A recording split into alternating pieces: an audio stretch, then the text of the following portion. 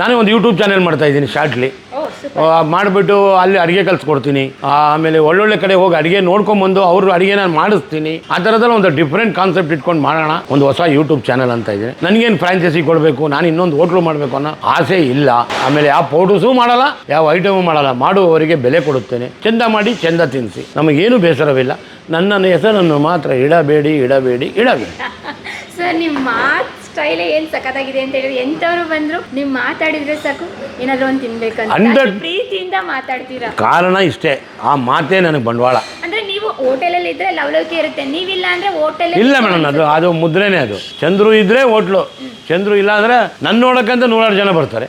ನಾನು ಮಾತಾಡ್ತಿದ್ರೆ ಖುಷಿ ಪಡ್ತಾರೆ, ಒಂದು 200 ಸೆಲ್ಫಿ ಆಗುತ್ತೆ, ಬಾಂಧವ್ಯ ಬೆಳೆಯುತ್ತೆ. ನಮ್ಗೆ ಇವತ್ತು ಬಂದಿದೆ ಅದು. ಪ್ರತಿ ಸಲ ನಾನು 33 ವರ್ಷದಿಂದ ಫುಟ್ಪಾತ್ ಹೋಟ್ಲಿಂದ ಹಿಡಿದು ಇವತ್ತವರೆಗೂ ಪ್ರತಿ ಕಸ್ಟಮರ್ ಮಾತಾಡ್ತೀನಿ, ಪ್ರತಿಯೊಬ್ಬರ ಹತ್ರ ವಿಶ್ವಾಸವಾಗಿರ್ತೀನಿ, ಒಂದು ಕುಟುಂಬದ ಥರ ಬೆಳಿತೀನಿ.